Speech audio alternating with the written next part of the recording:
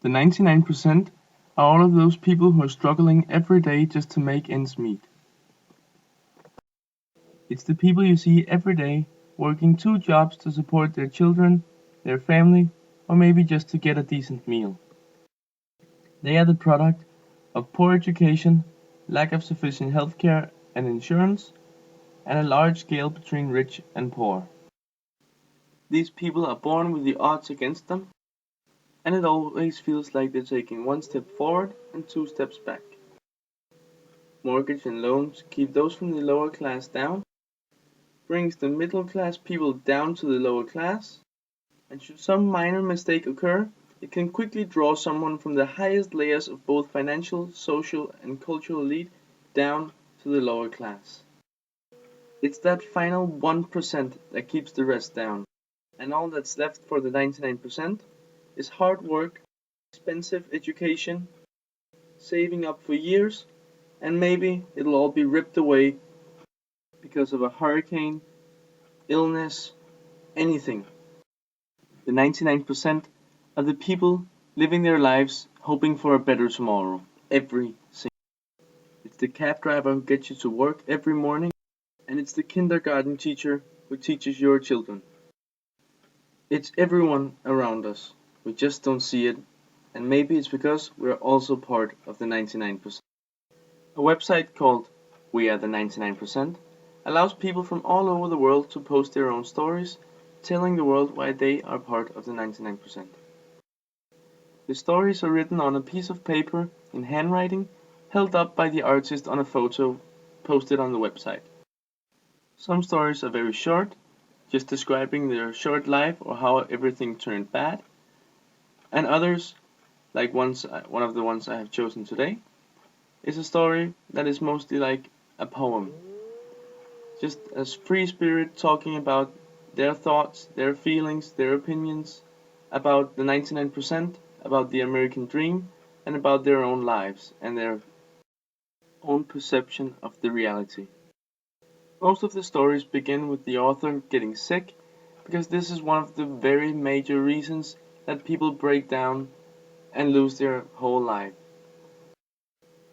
Those families who are making ends meet suddenly have one ill child, and they can't pay for hospital bills, so they have to give up other things, and slowly but surely everything will crumble. The American dream is that everyone, despite their sex, age, skin color, current job, background, well, just plain everyone should be allowed and able to pursue their own dream. Nothing should stop them but themselves.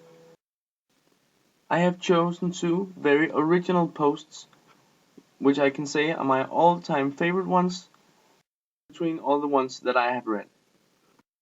These are 2 real people with real stories, and they should have had a chance. They should have had a chance to go against the odds and become something and make something out of themselves. They are the 99%.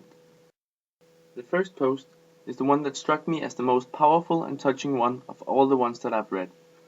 It's not a story, and the author barely describes himself. Other than starting off with stating that he's 40 years old, the rest of the post is more like a poem. It even has a poetic pattern. 3 lines in a row, it starts in the same way, then the next 3 lines have the same beginning, and so on. I am 40 years of hope, hoping for hope that things will eventually get better. I am almost half a century's worth of being sick and tired of being sick and tired, and quite frankly, I'm sick and tired of it. I am desperate for purpose. He talks about his thoughts on fairness, equality, wanting to work and make a difference, or at least feel like he's making a difference. Never really complaining, he expresses a feeling known to many in the 99%. The feeling of having the will, strength, and knowledge to accomplish something, but being denied every opportunity and every shot at doing something meaningful. I want to make more of an impact, not minimum wage, he says. He hates not being acknowledged, not feeling like he matters, not being noticed, but he says that he's found a sort of purpose, something to be grateful for, thankful for, the 99%. for giving him a feeling of belonging, a pathway to purpose, he calls it. I am being counted. I am the 99. The second post is a man's story. A 34-year-old Iraq war veteran waiting to finish his MED and working as an 8th grade science teacher making $35,000 a year. After returning from war, he now owes $45,000 more on his house than it's worth. On top of that, he owes $30,000 in student loans, and since the GI Bill was recently changed, he now owes the VA another $1,000. After finishing his MED, he'll be another 15 grand in debt. All of this adding up to a massive debt of $80,000. He's scared to lose his job, and he might do so anytime without any cause, since the state he lives in is a right to work state.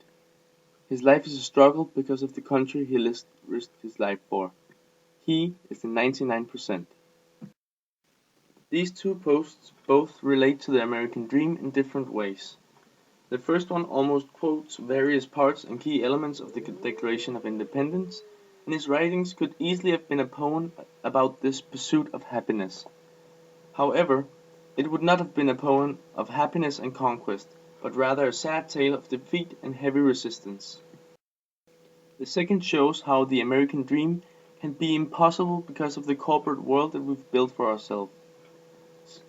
Money is the key to success, and incredible stories of the lower class kid getting picked out in a crowd by some random hotshot are so rare that they almost only happen on the big screen. The reality is that calling it the 99% might be closer to the truth than many actually realize. Most people make do every month, but only few actually get to live up to their full potential. Having a job sufficient to support your family and maybe go on a holiday every 4 years may seem alright, but in many cases even this feels like a struggle. One slip and everything could come crashing down, destroying everything in its way. Both of these posts are examples of how it feels and how it looks when the world that you were promised would provide freedom and equality for all turns around and shows you its true ugly face. When you realize that the world is based on capitalism and connections, both of which you're likely to never even come near unless you've already got money. The American dream has crumbled, and we are left in ruins infested with people born so low that they will never have a chance to see the sunlight. And it's a world crawling with us. Us, the 99%.